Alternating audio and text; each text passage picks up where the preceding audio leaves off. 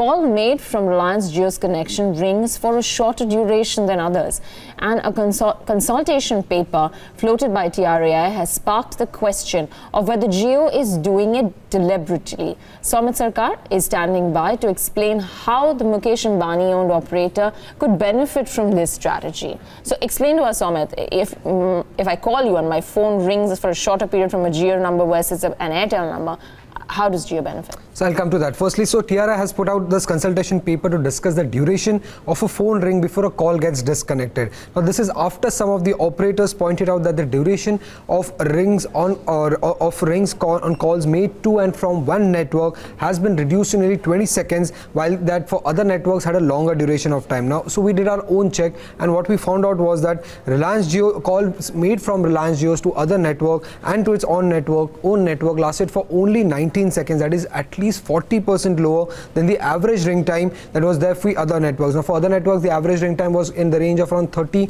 to 34 seconds, but for calls made from Reliance Jio to other networks and on its own network lasted for only 19 seconds. So a lower ring time when calls are made from one network to another could result into increased number of missed calls, as there might be a good chance that these calls would have been answered if the ring time would have been a bit longer. Now this reduction in ring time might result into conversion of outgoing calls to incoming calls, which in turn could not only create revenue, but it also can reduce the asymmetric traffic artificially. For instance, if Jio user makes a call to Bharti Airtel subscriber, and if the call gets disconnected early due to a lower ring time, then this would lead to increased number of missed calls and therefore a greater number of return calls to Jio network. So currently, if you see Jio calls Bharti Airtel subscriber, Jio has to pay an interconnect usage charges, and vice versa. If Bharti Airtel subscriber calls on Jio network, then they have to pay an interconnect usage charges. But with reduced ring time, an operator can convert an outgoing call to incoming calls, which would not only save the interconnect usage charges that it ought to pay to the other operator,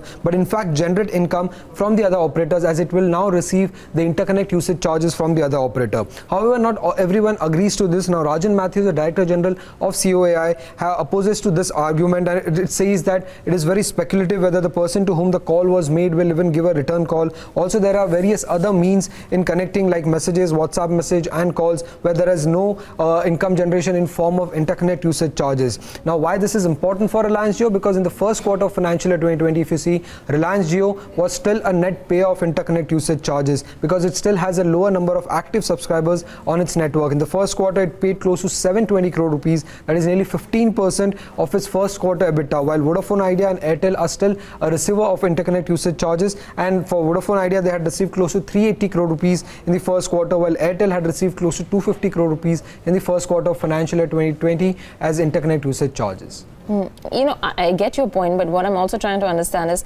isn't this revenue generation for if a person has to call you back from a Bharti Airtel number, he's making that outgoing call, right? So he's paying charges for making that call. But currently voice calls are free in India. There's no charges for that. So that's the reason the operator is actually paying money when the calls are made from his network to other network, because they are not charging anything for voice calls right now. It's only data which is being charged when it comes to packages that we are seeing in the telecom sector. So it's only the interconnect usage charges which is beneficial. Thanks a lot for putting that into perspective, Soumit. So, this is probably something that is a very interesting take. Maybe read about that on our website as well.